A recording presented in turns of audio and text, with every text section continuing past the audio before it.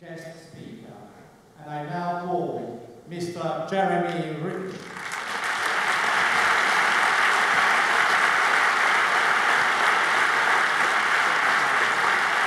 Jeremy.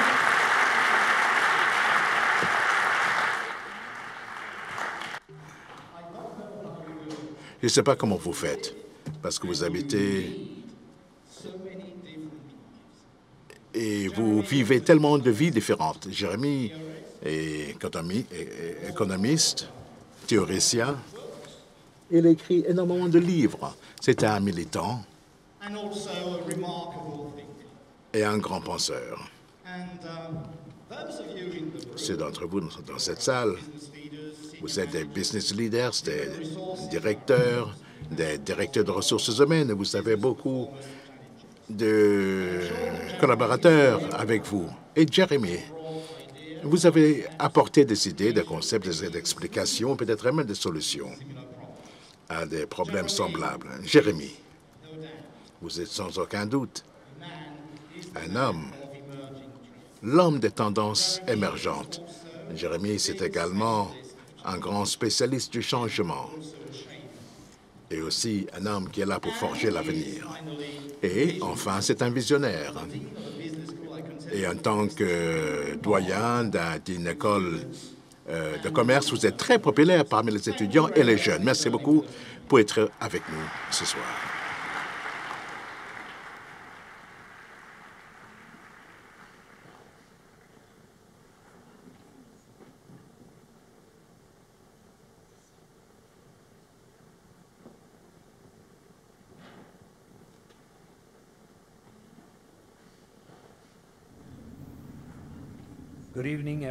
Bonsoir tout le monde. C'est un grand plaisir d'être parmi vous ce soir. J'aimerais tout d'abord demander aux photographes de mettre les caméras et les appareils photo à l'arrière de la salle. J'aime bien avoir des salles de classe tranquilles. Posez les caméras, les appareils photo à l'arrière et posez également vos téléphones mobiles ainsi que vos iPads. C'est ma seule demande. Le PIB à travers le monde est en train de ralentir. Et la raison pour ce ralentissement est que la productivité est en baisse depuis 2 décennies à travers le monde et dans tous les pays. Tous les pays. Et par conséquent, le chômage est élevé, notamment en mettant de côté toutes les générations qui nous fournissent leur force de travail. Il y aura encore 20 années de ralentissement. Et voici les faits. Dans l'industrie, pendant 20 ans, la moitié de l'humanité s'est améliorée. Et on pense qu'il va y avoir une nouvelle façon de vivre.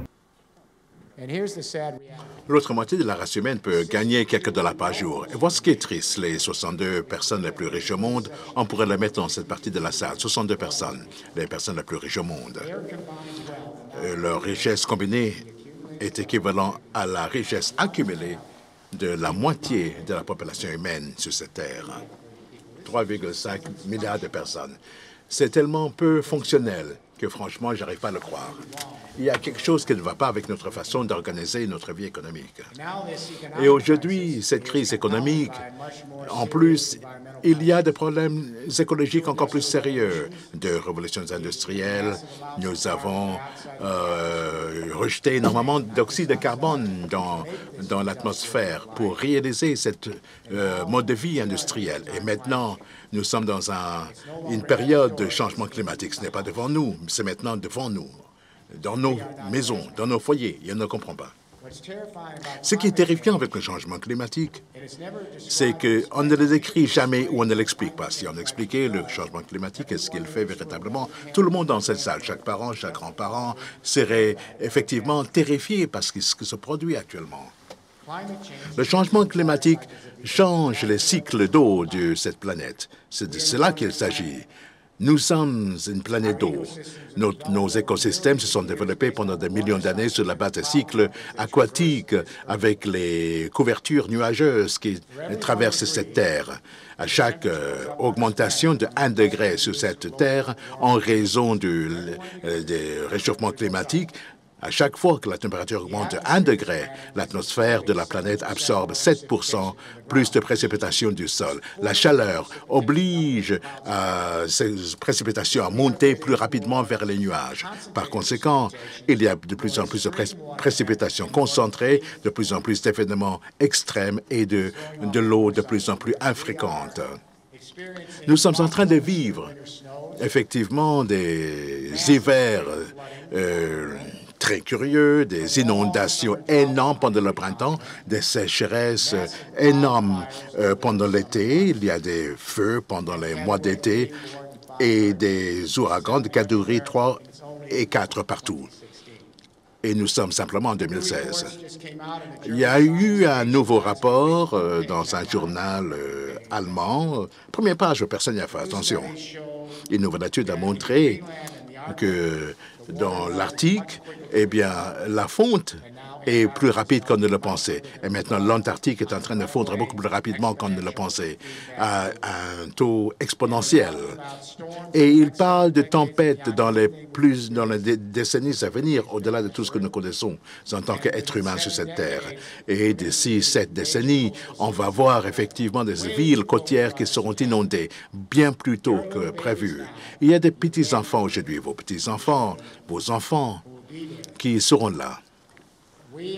Nous, aujourd'hui, nous sommes dans un grand moment de transformation de la vie sur Terre. Nous avons eu 5 extinctions massives sur cette planète, sur 450 millions d'années, avant les hommes. Et à chaque fois qu'il y a un changement climatique, effectivement, il y avait une extinction massive et rapide. Et à chaque fois, il fallait environ 10 millions d'années pour récupérer des nouvelles vies. C'est chronique. Écoutez-le bien si vous êtes parents ou grands-parents. Nos savants disent qu'on peut perdre la moitié des différentes espèces sur Terre d'ici la fin de ce siècle, c'est-à-dire dans 8 décennies. Ma femme me dit que malheureusement, ne comprend pas la sévérité de la situation. On peut le comprendre peut-être intellectuellement, mais on continue comme auparavant. Il n'y a pas de garantie. 99,5% des espèces qui ont vécu sur Terre, eh bien, sont venues, sont parties. Et nous sommes la partie, enfin, l'espèce la plus jeune. Nous sommes les bébés. Nous sommes là depuis quoi? Depuis 200 000 ans. Alors, que doit-on faire? Nous avons besoin d'avoir une nouvelle vision économique pour le monde et qui doit être une vision qui s'impose. Un plan économique pour cette vision qui doit être livrable rapidement partout dans le monde en développement et le monde industriel. Il faudrait quitter cette civilisation à base de carbone en moins de 4 décennies pour avoir un espoir d'éviter ceci. Nous sommes déjà dans cette situation. On doit prendre de recul un instant et nous poser une question. Comment est-ce que la grande révolution économique sont produites par le passé et les changements de paradigme? Si on le sait, on pourra mettre en place une feuille de route en France, dans la société civile et le gouvernement, mettre en place une feuille de route et mettre un compas qui nous permette de suivre à notre trajectoire pour éviter le pire, parce qu'on va déjà connaître des problèmes graves. Il y a eu au moins 7 changements de paradigmes économiques dans l'histoire. C'est assez intéressant sur le plan anthropologique. À un moment donné, il y a des périodes où 3 telles technologies émergent et convergent pour créer ce que nous appelons dans l'ingénierie une plateforme de technologie à but général, une infrastructure qui change fondamentalement notre façon de gérer l'énergie et réaliser des économies économiques. Quelles sont ces 3? Tout d'abord, les technologies de communication pour mieux gérer nos économies. Deuxièmement, de nouvelles sources énergétiques pour mieux conduire nos activités économiques. Et troisièmement, de nouveaux modes de mobilité, la transformation et la logistique pour faire avancer l'activité davantage. Donc, quand il y a une convergence avec des nouveaux régimes, il y avait des nouveaux modes de transport, eh bien, cela change fondamentalement notre façon de mener les activités économiques, cela change notre relation spatio-temporelle et nous permettons de nous intégrer dans des unités sociales plus larges. Je vais vous donner deux exemples. 19e siècle, la première révolution industrielle britannique. On est passé de manuel à la vapeur. C'était une révolution de la communication rapide, de l'impression rapide qui changeait effectivement la vie économique. Et ensuite, les Britanniques ont mis en place un système de télégraphie à la fin du 19e siècle. Donc, l'impression avec l'énergie à base de vapeur et cette nouvelle technologie, ça a créé d'avoir une nouvelle source énergétique de charbon à bas coût, bon marché. Et ensuite, ils ont inventé le moteur à vapeur pour le charbon. Et ensuite, ils ont mis les trains sur des rails, la vie industrielle, la vie urbaine, la communication, énergie, le transport. Voilà le changement que cela induit. Le 20e siècle, la deuxième révolution industrielle aux États-Unis, qui a centralisé l'électricité, mais surtout le téléphone. Nous pensons que l'Internet, c'est formidable. Eh bien, le téléphone, c'était vraiment formidable. Une communication instantanée à travers le monde à la vitesse de la lumière. Un peu plus tard, la radio et la télévision. Ces moyens de communication aux États-Unis se sont convergés avec une nouvelle source énergétique. Du pétrole bon marché de Texas avec le moteur à combustion, mais Henry Ford a mis en place des voitures bon marché permettant à tout le monde d'aller sur les routes. Donc le transport et la logistique, la communication, l'énergie et le transport. Et vous voyez ce changement de paradigme. Ensuite, cela nous a atteint un pic partout dans le monde en juillet 2008. Souvenez-vous, ce mois-là, le brut atteint 147 $ le baril sur le marché mondial. À ce moment-là, en juillet 2008, toute l'économie mondiale s'est effondrée complètement. C'était là le tremblement de terre économique. L'effondrement du marché financier 60 jours plus tard, c'était après coup. On ne pouvait pas garder cette économie fictive alors que l'économie réelle s'était effondrée. Et la raison pour laquelle elle s'est effondrée, c'est parce que l'ensemble de la civilisation dans la deuxième révolution industrielle est fondée sur le combustible fossile. Les pesticides, les engrais, les matériaux de construction, la plupart de nos produits pharmaceutiques, des fibres synthétiques, l'énergie, le transport, la chaleur, la lumière, tout est fait à partir des dépôts de charbon qui viennent de notre période de l'histoire qui précédait. Par conséquent, lorsqu'on dépasse un certain prix de Brent, tous les autres prix augmentent. Quand on atteint 115 $ le baril, eh bien, les produits deviennent trop chers. Par conséquent, en 2009, le pétrole a atteint 50 $ le baril parce que l'ensemble de l'économie s'est arrêté. En 2010, nous avons recommencé à améliorer l'économie, mais en 2014, il y avait encore une fois 117 $ le baril et encore une fois, tout s'est arrêté. Et maintenant, le pétrole est à 30 $ le baril. Et les sociétés génétiques sont en train de se combattre entre elles. Donc, l'OPEP est en train d'essayer de pousser tout ce pétrole sur le marché. Pourquoi? Pour détruire le gaz de schiste. Parce qu'ils ne sont pas concurrentiels à moins de 55 $ le baril. Qu'est-ce que cela nous dit de la civilisation? Lorsqu'on essaie d'obtenir du pétrole de rocher, du sable, qu'est-ce que cela veut dire? Ce qu'il s'est passé, c'est qu'OPEP a détruit le gaz de schiste, la dépendance énergétique américaine. Tout le monde est devenu en faillite. Eh bien, le sable bitumeux, fini. Les pipelines, fini. Eh bien, vous savez quoi? Le prix du pétrole est en train de remonter. Voilà, ça c'est une croissance, arrêt, croissance, arrêt. Et maintenant, La volatilité ne nous permet pas d'avoir un marché mondial stable. Je vais essayer de partager une anecdote avec vous. Lorsque Merkel est devenue chancelier de l'Allemagne, elle m'a demandé de venir à Berlin. Et pendant les 2 premières semaines de son nouveau gouvernement, pour l'aider à faire face à la question de comment aider l'économie allemande à se développer. Quand je suis arrivé à Berlin, la première question que je lui ai posée, c'est comment est-ce que vous pouvez promouvoir l'économie allemande alors que vos activités sont connectées à une infrastructure, à un système de télécommunications centralisé avec des combustibles fossiles, du nucléaire et des systèmes de transport utilisant la combustion interne, et alors que cette infrastructure a atteint son pic dans sa productivité il y a 20 ans, à 18,5% en efficacité. Rien ne s'est changé sur cette plateforme. L'efficacité agrégée, c'est le ratio de l'utilité pour le travail. Et c'est cela, la productivité. Les États-Unis ont atteint un pic en 1990 à 14%. Rien ne s'est changé par la suite. Pour le Japon, de même, à 20% d'efficacité agrégée. Rien ne s'est changé depuis. Cette plateforme, cette infrastructure de la deuxième révolution industrielle ne permettra à aucun pays de dépasser une efficacité agrégée de 20%. Et là, tout s'arrête. Voilà pourquoi la productivité baisse depuis 20 ans. Par conséquent, j'ai dit à la chancelière, pour avoir des réformes de marché de travail, de marché de la fiscalité, vous pouvez me faire tout ce que vous voulez, cela ne fera aucune différence si votre activité est connectée à cette infrastructure. Vous ne pouvez pas obtenir davantage de productivité. Et ce premier jour, je l'ai présenté une troisième révolution industrielle qui émerge, une nouvelle convergence de communication, énergie, de transport. À la fin, la chancelière m'a dit, eh bien, on aura la troisième révolution industrielle pour l'Allemagne. Et depuis 10 ans, effectivement, l'Allemagne va de l'avant.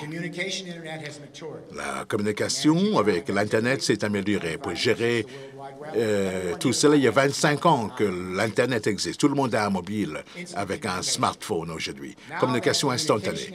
Aujourd'hui, le réseau de communication est en train de converger avec un Internet digital à énergie renouvelable qui est en train de converger avec un système de GPS automatisé et avec un système d'Internet eau, air, transport autonome.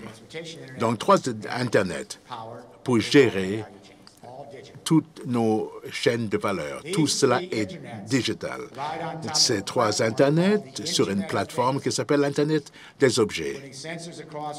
Des capteurs dans toutes les chaînes de valeur pour superviser les big data. Nous avons des usines, des entrepôts, des domotiques, des véhicules intelligents qui envoient des big data. Mais où l'envoient-ils? Pas dans la cloud, pas dans le cloud. Ils l'envoient simplement pour gérer l'énergie et déplacer la chaîne de valeur. En 2020, il y aura une activité qui existera partout. Nous sommes en train de créer un cerveau externe pour tout comme la race humaine. C'est un grand saut en avant pour l'humanité parce que aujourd'hui, la race humaine aura des téléphones bon marché et pourra monter sur cette plateforme de l'Internet des objets et commencer à se parler directement à un coût de 0 et éliminer beaucoup des intermédiaires et toutes ces organisations verticales qui ont empêché la communication entre nous. Potentiellement, c'est cela la démocratisation de l'entrepreneuriat. Tout le monde pourra parler avec l'autre directement. D'un autre côté, même si tout cela semble passionnant, elle soulève un problème. Une connectivité partout. Mais qu'en est-il de la neutralité du net? Comment est-ce qu'on va s'assurer que les gouvernements et que les entreprises ne l'utilisent pas à des fins politiques ou pour des gains commerciaux? Comment assurer la confidentialité de la vie privée? Comment est-ce qu'on peut garantir la sécurité des données quand tout le monde est connecté? Comment est-ce qu'on peut empêcher le cybercrime, la cybercriminalité, le cyberterrorisme et l'effondrement des systèmes partout dans le monde? Voici, c'est ça le Darknet. Et je dis que c'est tout aussi puissant.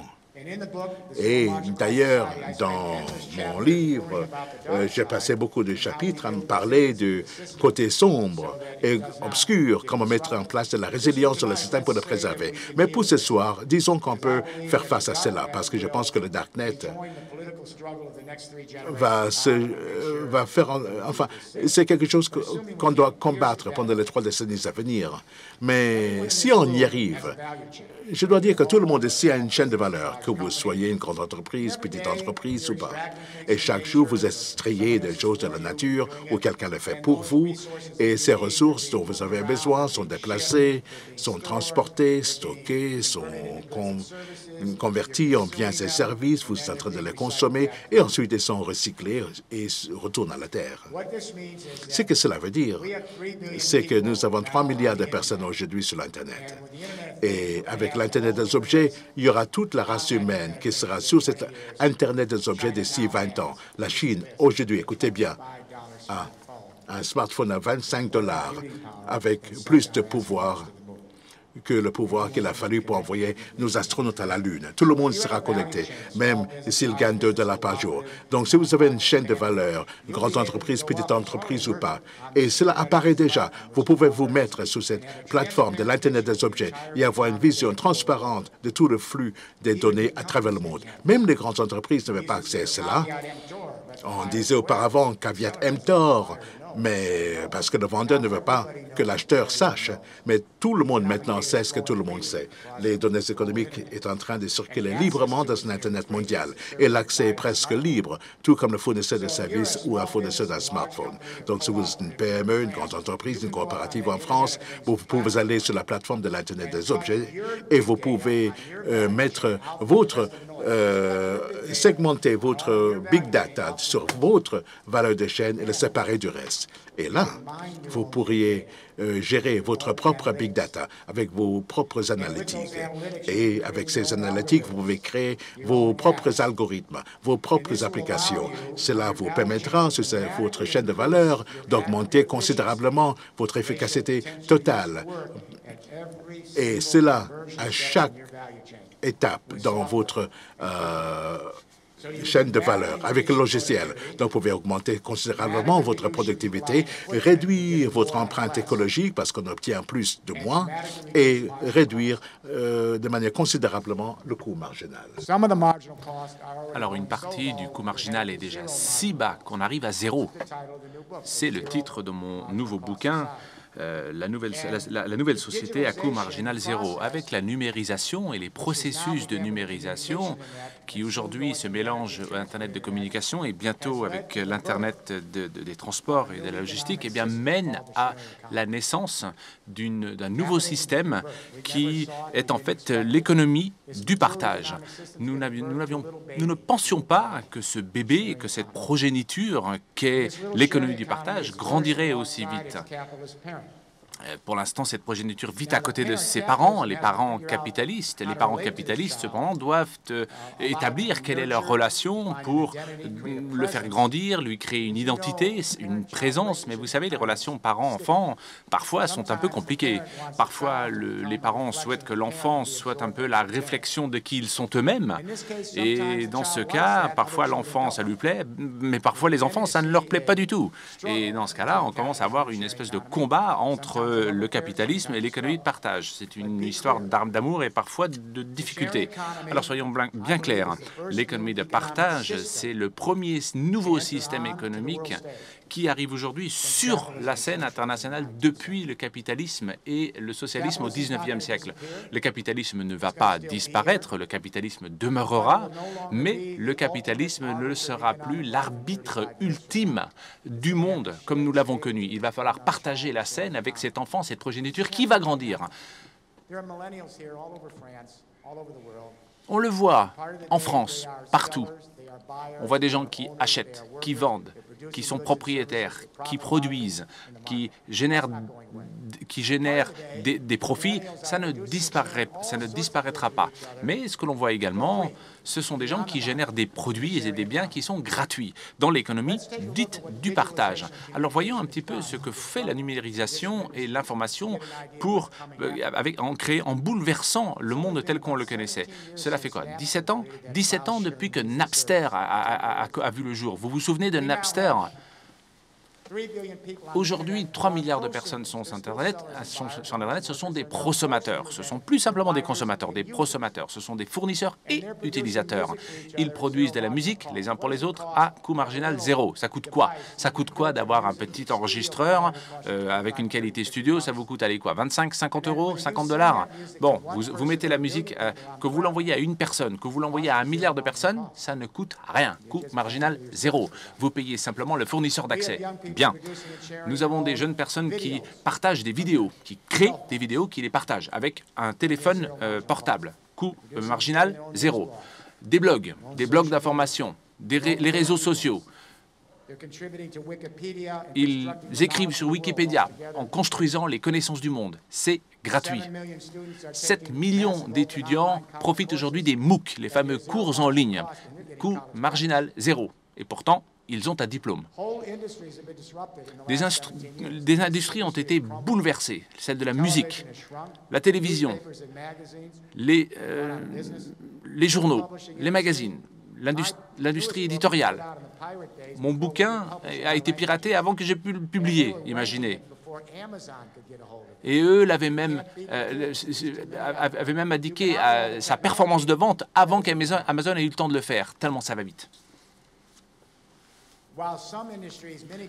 Certaines industries, parfois très grosses, se sont écroulées, se sont effondrées, mais en même temps, des entreprises voient le jour. Pas simplement les Google, Facebook, Twitter et les très gros, les Alibaba, mais également des milliers de start-up, certaines à but lucratif, d'autres à but non lucratif, qui créent des plateformes, des applications, de l'analytique, des données, et ces entreprises fleurissent. Nous pensions qu'il y aurait ce mur de séparation entre les deux, avec un impact très important. On ne penserait pas que les choses allaient aller aussi vite. On est passé finalement très vite de l'octet à l'atome. Et aujourd'hui, ce mur n'existe plus. Aujourd'hui, on parle de l'Internet des objets. On numérise les objets. Revenons en Allemagne quelques instants. Que s'est-il passé depuis cette première conversation que j'ai eue avec la chancelière Merkel? Aujourd'hui, des millions de personnes en Allemagne, en Europe également, en Amérique, qui produisent leur énergie solaire et éolienne avec un coût marginal zéro. Les prix se sont effondrés, un petit peu comme les ordinateurs. Au début, ils étaient chers et à la fin, ils ne l'étaient plus du tout. Lorsque j'étais gosse, dans les années 1940-1950, il y avait très peu d'ordinateurs, ils coûtaient des millions. À l'époque, le PDG d'IBM avait dit il va falloir 7 ordinateurs pour le monde. Et évidemment, il n'avait pas anticipé la puce Intel. M. Moore d'Intel s'est dit qu'il pouvait, tous les 2 ans, multiplier la capacité de calcul en baissant le prix. Voilà, un smartphone à 25 $. Ça, c'est aujourd'hui. Le solaire et l'éolien, vous savez combien ça coûtait pour générer un watt à partir d'énergie solaire? 70 $ pour un watt. Vous savez combien ça coûte aujourd'hui? 50 centimes. 78 $, 50 centimes. Dans 18 mois, ce sera 35 centimes. Donc ce prix pour générer un watt chute de manière vertigineuse. Il y a des entreprises que vous connaissez très bien, des entreprises qui aujourd'hui achètent des contrats à très long terme dans de l'éolien et du solaire à 4 centimes le kilowattheure. C'est moins que du nucléaire, c'est moins que du combustible fossile. Des laboratoires aux États-Unis indiquent qu'ils sont en train de générer à entre 2,5 et 3,5 centimes le kilowattheure. Imaginez. Et ce que l'on ne vous dit pas non plus, c'est que c'est terminé. C'est terminé. Les questions que se posent les dirigeants, c'est que va-t-on faire de tous ces actifs qui sont là? Ils ne peuvent plus faire concurrence. Et ce qui est intéressant en Allemagne, c'est que lorsque vous avez payé les coûts fixes, tout le monde pourra bénéficier de cette technologie. Chaque maison, chaque village pourra produire sa propre électricité. En Allemagne, 32% de l'électricité, c'est du solaire, c'est de l'éolien. En 10 ans, dans quelques années, ça sera 40%, probablement avant 2020. 100% seront du renouvelable d'ici 25 ans. Ça va très, très vite. Et le coût marginal, une fois que vous avez payé les coûts fixes, zéro. C'est zéro. Le solaire, le soleil, pardonnez-moi, ne nous facture pas. J'attends encore la facture du vent.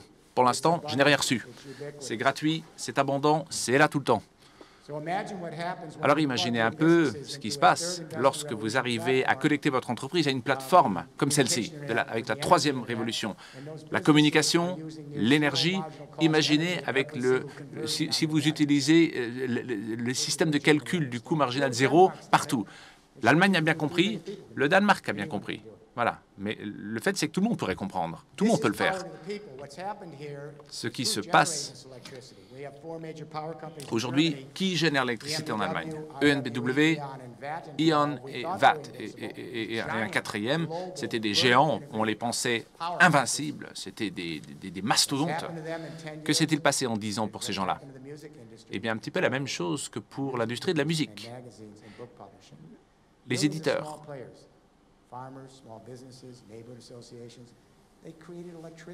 Ce que l'on voit, c'est des gens qui créent des coopératives de production, d'électricité par exemple. À l'époque, on empruntait de l'argent et on savait que les banques sont prêtes à leur prêter de l'argent parce qu'ils remboursent l'argent grâce à l'énergie générée par le soleil. Les entreprises ne produisent que 7% de l'énergie aujourd'hui. Donc, ils ne peuvent plus s'étendre, ils ne peuvent plus évoluer. Ils n'ont plus la capacité de faire face parce que le soleil est partout, la lumière est partout, le vent est partout. La géothermie, c'est partout. Les coopératives sont partout. Ce n'est pas une intégration verticale. Bien au contraire, c'est très horizontal. Est-ce que ça veut dire que les grands énergéticiens vont disparaître? Pas du tout. Mais ils doivent changer leur modèle économique. Nous avons lancé un nouveau modèle économique il y a 7 ans. Le président de E.ON, M. Tyson, a souhaité me rencontrer aux Pays-Bas. Nous avons eu, c'est un pays neutre, hein, les Pays-Bas. On s'est dit, on s'est parlé pendant 3 ans. Je lui ai expliqué les choses. Je lui ai dit que très rapidement, les gens allaient produire, notamment sous forme de coopérative, puis remettre cela sur le réseau, injecter sur le réseau. Donc, quelle est la mission de l'E.ON de demain? Je lui ai dit, vous ne sortez pas de la deuxième industrielle demain. C'est comment assurer cette transition entre l'ancien et le nouveau. Vous avez 30 ans, en gros. Les entreprises intelligentes doivent avoir un pied de chaque côté. Un pied dans le modèle traditionnel, mais l'autre pied dans le modèle de demain. Et le nouveau modèle, c'est ce que j'ai dit à M. Tyson, vous allez générer de l'argent, en travaillant moins dans l'électricité. Il m'a dit, comment est-ce que je peux gagner de l'argent en vendant moins d'électricité? Je lui ai dit, il faut des partenariats avec des milliers d'entreprises. Il faut gérer l'Internet de l'énergie et toutes les données qui circulent entre ces données. Vous devez les aider ensuite à faire leur analyse, créer leurs algorithmes, leurs applications, afin qu'ils puissent améliorer leur efficacité agrégée sur la chaîne de valeur, améliorer leur productivité, réduire leur empreinte écologique et transformer ces entreprises pour qu'elles puissent partager la productivité avec vous. Ça s'appelle des contrats de performance. E.ON l'a fait l'an passé. Il leur a fallu très longtemps pour le faire, pour changer de business model. Et ils ont du mal. Beaucoup d'entreprises souhaiteraient pouvoir gérer l'Internet de l'énergie. Donc aujourd'hui, ce que l'on voit, c'est des entreprises qui souhaitent collaborer, mais encore faut-il le faire.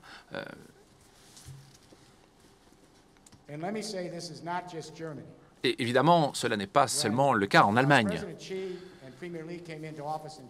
Lorsque le nouveau président est arrivé en Chine, j'ai eu un choc. Le président Lee avait lu mon bouquin, La troisième révolution industrielle. Je ne le savais pas, hein. J'étais complètement choqué lorsqu'il me l'a dit. Et il m'a dit dans ma biographie, voilà, ce que j'ai donné les instructions de vous suivre. Ils ont perdu énormément de temps pendant les deux révolutions industrielles. Ils ne souhaitaient pas perdre la troisième. J'y suis allé il y a peu de temps, j'y étais la semaine dernière, et pour vous indiquer à quelle vitesse vont les choses en Chine, lors de ma première rencontre, 11 semaines après, le responsable du réseau, le grand responsable du réseau d'électricité a annoncé un engagement de 82 milliards de dollars pendant les 4 années qui venaient pour numériser l'ensemble du réseau électrique chinois, afin que des milliers de Chinois puissent produire leur propre énergie, éolien, solaire, et réinjecter sur le réseau. Regardez bien, Berlin, Bruxelles et puis Pékin. Les États-Unis, ils sont encore en train de s'empêtrer avec du schiste. Vous pensez que les États-Unis sont devant? Ils ont déjà perdu 10 ans, sauf la Californie et peut-être Washington. Eux sont avec nous. Le reste du pays sont encore dans l'ancien monde. Voilà, ils sont loin du coût marginal zéro. L'Internet de la communication et de l'énergie donne naissance à cette nouvelle révolution. Seuls les automobiles ont alimenté la deuxième révolution industrielle. Il fallait acheter des voitures. Le problème, c'est que nos enfants aujourd'hui ne souhaitent plus avoir de voiture. C'est pour les vieux. C'est pour les vieux de bagnoles dans le garage. C'est pour papy et mamie. Les jeunes ne souhaitent plus posséder une voiture. Ils veulent accès. Ils veulent avoir un accès à la mobilité en temps réel. Ils ne souhaitent pas être propriétaires pendant une durée X ou Y. Voilà, aujourd'hui, on parle de car sharing. On partage des voitures. C'est une forme d'économie. Et pour vous montrer comment cela fonctionne, j'étais, il y a 2 ans, avec mon épouse, et je vois ce jeune qui sort son téléphone, tac, tac, tac, il tapote, et en 2 secondes, il est sur le réseau. Il arrive à trouver, à identifier ce dont il a besoin, lié avec la technologie GPS. Il trouve finalement en 90 secondes un chauffeur, et c'est PayPal qui paye. Voilà. Pourquoi voulez-vous que ces gens-là aient une voiture dans le garage? Pour chaque voiture partagée, il y en a beaucoup qui sont éliminés de la production, évidemment. Mary Burns était la vice-présidente de General Motors. Je ne sais pas si vous vous souvenez, c'était un acteur énorme. Professeur à l'Université de Michigan, il vient d'effectuer une étude dans la région de Ann Arbor, Michigan. C'est une ville de taille moyenne et il dit que même aujourd'hui, on peut éliminer 80% des voitures, simplement en faisant du car sharing, en partageant les véhicules. Les 20% qui restent, on peut avoir une bien meilleure mobilité, moins chère. Extrapolons. 1 million de camions, bus, voitures qui nous asphyxient tous les jours. C'est la 3e cause de réchauffement de la planète et d'émissions sur la planète. Le numéro 1, ce sont les bâtiments. En Allemagne, il y a eu énormément de changements en bâtiments pour en faire des microcentrales, et cela a créé des centaines de milliers d'emplois. La première cause de réchauffement, ce sont les bâtiments. Le 3e, c'est les transports. Est-ce que vous savez, est-ce que quelqu'un sait quelle est la 2e cause de réchauffement? Ce sont les vaches. Ce sont les vaches. Lorsque j'ai écrit Beyond Beef en 1990, un de mes collègues me dit « Mais t'es complètement taré. C'est pas possible. Moi, j'adore les vaches, bon, d'accord, mais le méthane, le CO2, la production de viande, de consommation, l'élevage de masse, c'est tellement grave que même Al Gore ne peut pas en parler. Et en France, qu'est-ce qu'on fait? Rien. Si on ne peut pas changer, on pourrait au moins changer l'ordre dans la chaîne alimentaire et changer ses comportements, ses habitudes alimentaires. Et si on ne le fait pas, comment on va faire? Qu'est-ce qu'on va faire? Je vous invite à y réfléchir. La prochaine fois que vous avez un bon morceau, un bon beefsteak dans l'assiette. Si Mary Burns a raison, on va éliminer 80% des véhicules au cours des 2 générations grâce à du partage de véhicules. Les 200 millions qui restent, ça va être du véhicule électrique. 5 millions en Chine en 5 ans de véhicules électriques. Donc les 200 millions qui restent, seront des véhicules électriques à pile à combustible avec un coût marginal proche de zéro, énergie renouvelable. Ce sont des voitures qui seront imprimées avec du 3D, avec des matériaux renouvelables. J'en ai vu, les Italiens sont forts en design, mais ils savent bien imprimer aussi en 3D. Ces véhicules conduiront sans conducteur, coût marginal zéro. On parle de voitures, évidemment, mais on parle de bien plus. On parle de bateaux, on parle de trains et on parle de drones. La Chine était au Consumer Electronics Fair à Las Vegas il y a un mois, et croyez-moi, ils avaient un drone, il vient vous chercher, il vous emmène, il n'y a personne. C'est automatique. Coût zéro. Est-ce que cela signifie que c'est la fin des entreprises de transport? Pas du tout. Mais attention, il leur faut un pied d'un côté, un pied de l'autre. Il y a quelques semaines, j'étais avec Daimler. Daimler va continuer à vendre des millions et des millions de camions. Mais attention, ce sont des tendances de fond, à long terme. Donc Daimler avait 350 journalistes lors de cet événement et j'ai fait ma présentation et à la fin, le PDG de Daimler Trucks m'a dit: très bien. Alors, vous savez quoi? Au cours des dernières années, nous avons mis des capteurs sur 300 000 camions. Partout, des capteurs partout sur les camions. Bon. Et ce dont ils disposent aujourd'hui, c'est du big data. Ce sont des capteurs partout sur les routes, sur les camions. Ce sont donc des capteurs mobiles qui se déplacent, qui collectent de l'information sur des conditions météo, trafic, les livraisons, les allers et les retours dans tous les pays, partout dans la chaîne de logistique. Et ils ont créé une nouvelle une entité de logistique aujourd'hui. Et aujourd'hui, ils sont au cœur même de cet Internet de la logistique et du transport. Et aujourd'hui, ils font du data mining. Ils peuvent développer des applications pour vous, pour des particuliers qui ont besoin d'informations sur la chaîne logistique pour leur mobilité. Donc, ils m'ont ensuite montré une vidéo avec un hélicoptère qui montre un peu les camions. Et on voit que par hélicoptère, il dit enlevez vos mains du volant, levez les pieds, et en fait, aujourd'hui, tout est automatique. Les véhicules deviennent comme un train numérisé. Alors, Daimler sont ceux qui ont créé le moteur à combustion. Voilà. Aujourd'hui, ils entament leur troisième révolution. Attention, je l'ai dit, un pied d'un côté, un pied de l'autre. C'est très important.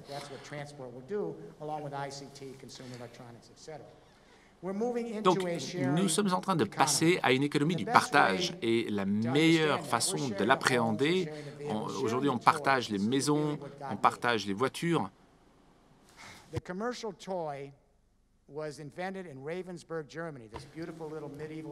Vous savez, est-ce que vous connaissez Ravensburg? C'est là que les jouets commerciaux ont été créés. Vous savez, les parents aiment ramener un jouet pour leurs enfants en disant « Tiens, chérie, je t'ai acheté ce jouet, c'est pas Saint-Nicolas, je t'ai acheté ce jouet. Chérie, c'est pour toi. C'est pas pour ton frère, c'est pas pour ta sœur, c'est pour toi. Il est pour toi. Il t'appartient, ce jouet. Il faut donc que tu en prennes grand soin, n'est-ce pas? Le gosse a 3 ans, il se dit, attends, qu'est-ce que je viens d'entendre? C'est pas à mon frère, c'est pas à ma sœur, c'est à moi. Puissance, statut, contrôle, pouvoir de négociation, n'est-ce pas? Voici une nouvelle génération de parents qui vont sur Internet où les jouets sont partagés. Vous payez, vous êtes adhérent. Vous pouvez avoir un objet, l'objet vous sera délivré par un drone. Très, très vite, ça sera à un coût modulaire zéro. C'est une forme d'abonnement, en fait. Le jouet est un jouet qui a été utilisé par un autre enfant, et cet enfant en a pris grand soin parce qu'il savait que toi, un jour, tu jouerais avec. Et tu sais, tu dois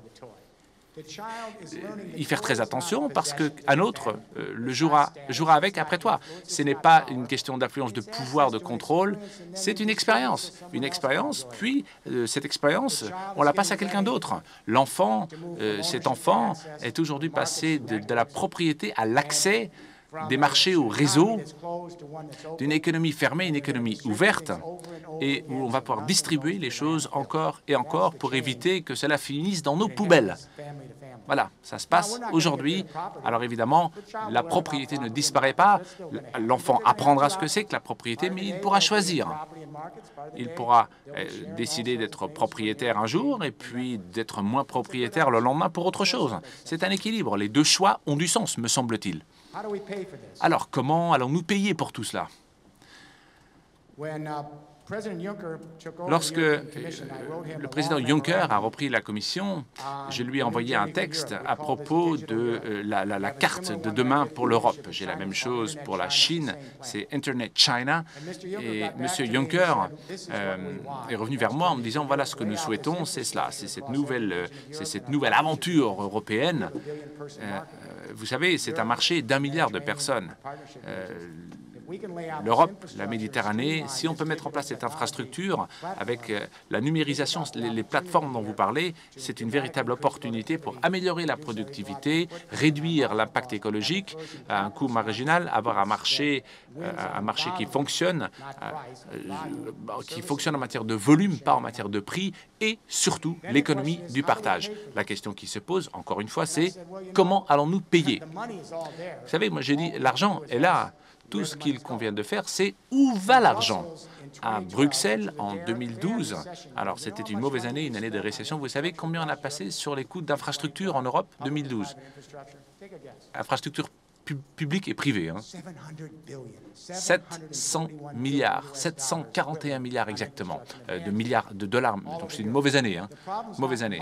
Le problème, ce n'est pas l'argent, c'est là où il va. Nous dépensons en Amérique, en Chine, on est en train d'investir dans des infrastructures de la deuxième révolution industrielle, les combustibles fossiles, les transports, et aujourd'hui, on n'y arrive pas. On n'arrive pas à une efficacité agrégée très élevée. Voilà. Donc, je dis, il faut reprioriser les choses.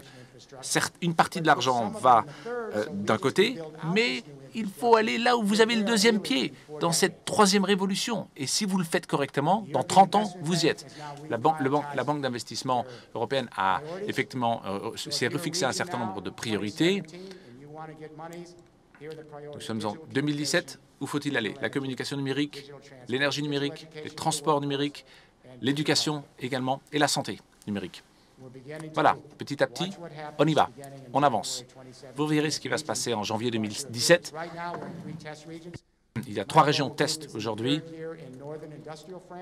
dans le nord de la France, notamment Hauts-de-France, n'est-ce pas?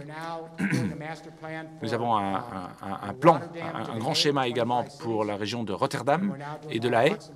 Aujourd'hui, nous travaillons également sur le Luxembourg. Ce sont les régions test sur lesquelles nous travaillons. L'année prochaine, l'ensemble des États membres pourra faire la même chose, pourra se connecter. C'est un petit peu comme Wi-Fi. Vous vous connectez.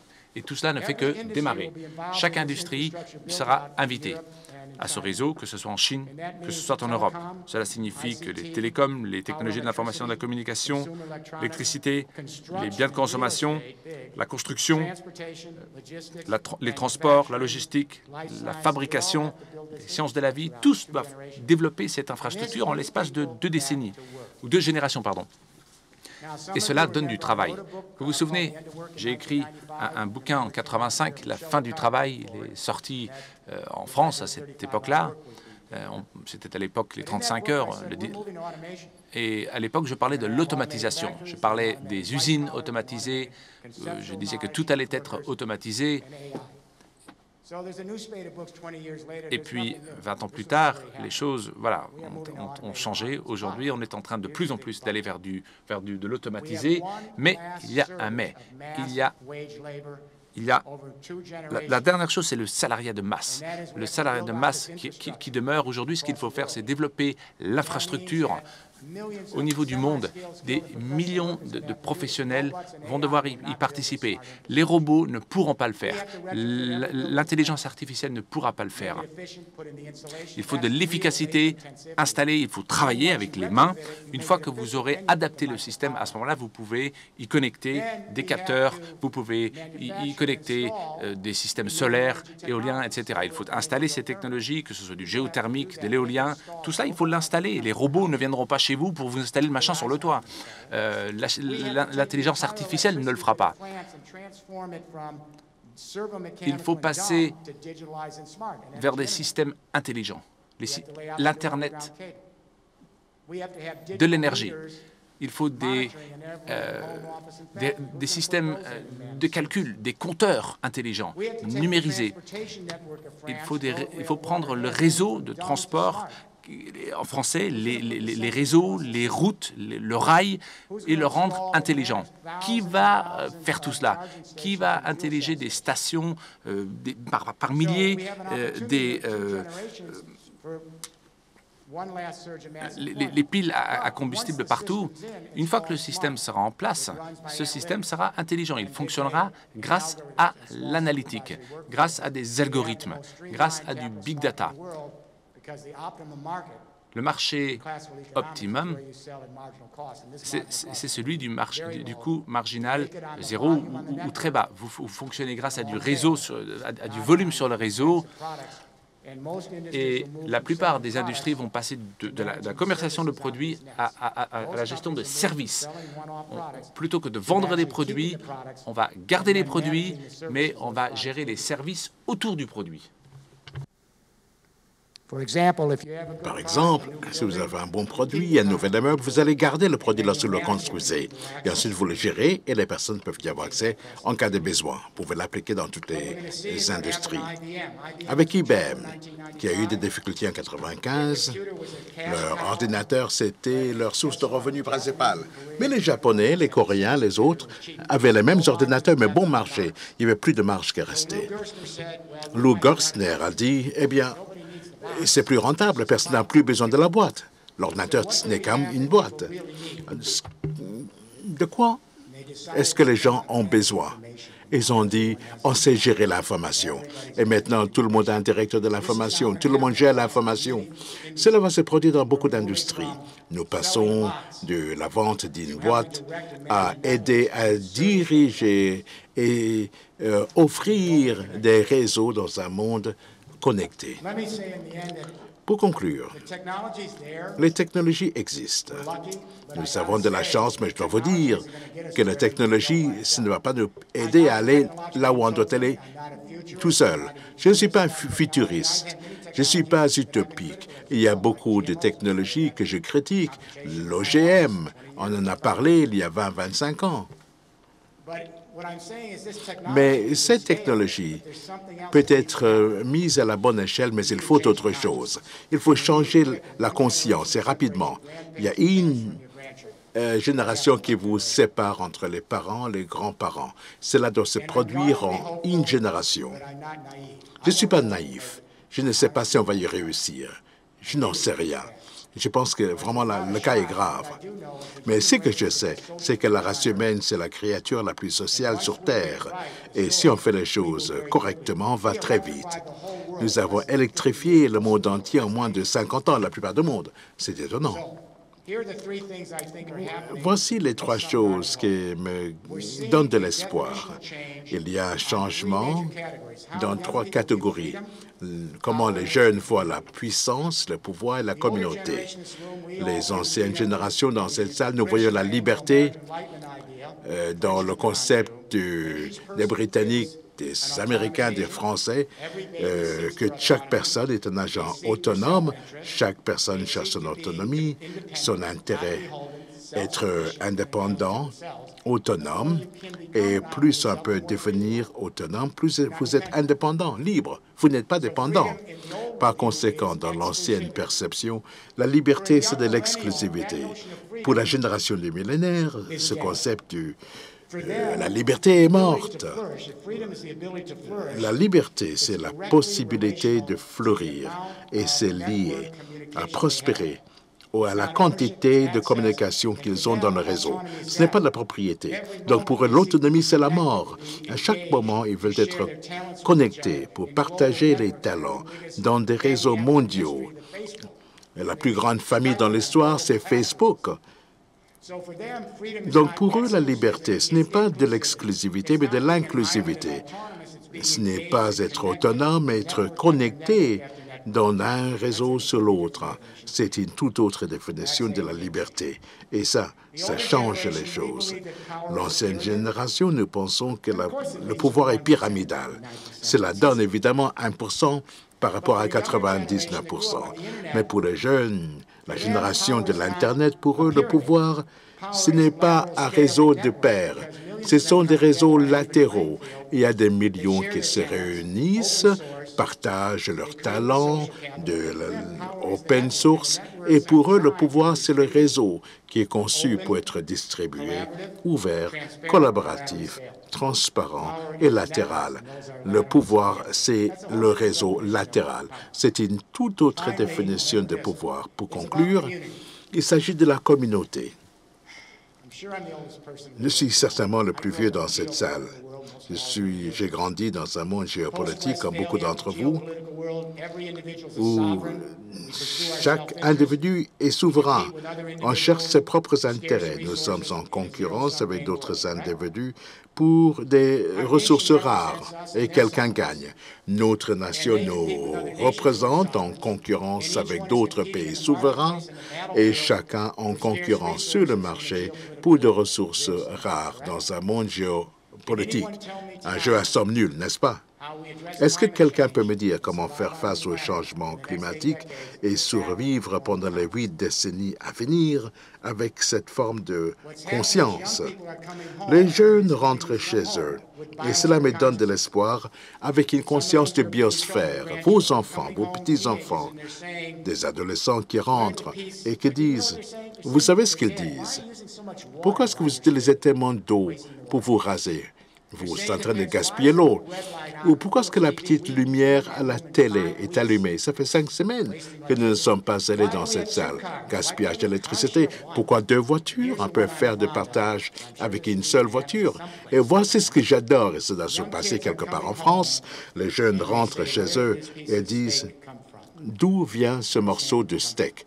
D'où vient ce hamburger? Est-ce que c'est d'une forêt pluviale? Est-ce qu'ils ont détruit les arbres pour construire pour avoir cette viande? Les enfants comprennent qu'ils détruisent les arbres pour pouvoir faire pousser ce qu'il faut pour les vaches. Ce sont des arbres qui vont devenir extincts. Ils savent que sans les arbres, eh bien, ils ne pourront plus absorber l'oxyde de carbone des émissions industrielles, ce qui entraîne une augmentation de la température. Par conséquent, il y a des feux en été et le fermier ne peut plus cultiver ces terres. Les enfants sont en train d'apprendre l'impact écologique. Ils apprennent que tout ce que nous faisons, quand nous dormons ou non, a un impact sur le bien-être d'un autre être humain, d'une autre espèce, notre écosystème. Ils apprennent à vivre dans la biosphère. 19 kilomètres entre l'océan et la stratosphère pour entretenir cette expérience sur Terre. J'espère que ces enfants vont passer de la géopolitique à une conscience de la biosphère. Un dernier point laissé à vous exprimer. Le président Xi, en Chine, a fait une demande pour avoir une route de Shanghai à Rotterdam. Il pensait d'abord que c'était un train. Ensuite, Bruxelles et Beijing et Berlin ont discuté. Ils se sont dit que nous, on fait l'Europe numérique, vous pour la Chine aussi. Pourquoi ne pas travailler ensemble, partager notre espace commun en Eurasie? C'est la plus grande masse terrestre. Pourquoi ne pas créer autre chose? Essayer de voir comment mettre en place cette infrastructure numérique partout en Asie. Ce n'est qu'une vision pour l'instant. Si c'était possible, je dirais, eh bien, il faudrait beaucoup d'efforts pour y arriver. Mais tout au moins, c'est une nouvelle perception, parce qu'on ne peut pas le maîtriser, parce que ce système distribué est tel que tout le monde peut décider de rester sur le système ou le quitter. Cela ne peut pas être contrôlé par un pouvoir centralisé. C'est un bien commun, c'est une biosphère, un nouvel espace. Et c'est peut-être là l'espoir pour la prochaine génération. Mais la lutte sera formidable. Les obstacles existent. Il y a encore encore des guerres tribales, idéologiques, alors que les enfants essayent de se connecter en tant qu'une seule famille dans le biosphère. Mon dernier espoir pour la France, mon pari. Dans la France au nord industriel, c'était Picardie et Nord-Pas-de-Calais. Cette petite région, vous savez, avec des centaines de projets, ils mettent en place toute cette infrastructure. Allez-y pour voir. Il y a plein de choses qui se passent là qui ne se passent nulle part ailleurs. Aucune raison pour ne pas le reproduire ailleurs. En France, vous avez des entreprises de classe mondiale, vous avez l'expérience, les compétences, et je pense que la France va se rejoindre à l'Allemagne très rapidement. Une fois réunis, la société civile, la communauté d'affaires, tout cela va permettre à l'Europe d'avancer. Et cela va aider la Chine également. C'est aux entrepreneurs dans cette salle d'être au devant de la scène pour pouvoir le lancer, pour que vos petits-enfants puissent dire « Qu'est-ce que vous avez fait ?» Et vous pourriez répondre « Nous avons fait le premier pas sur ce voyage pour guérir le biosphère, pour permettre à la survie des générations futures, pas simplement notre espèce, mais les autres créatures. Tout le monde dans cette salle devrait y veiller. Si vous faites comme d'habitude, vous allez perdre ce jeu. Si vous pouvez être de ce voyage, ce sera peut-être une opportunité pour transformer nos relations avec notre planète. Merci et bonsoir.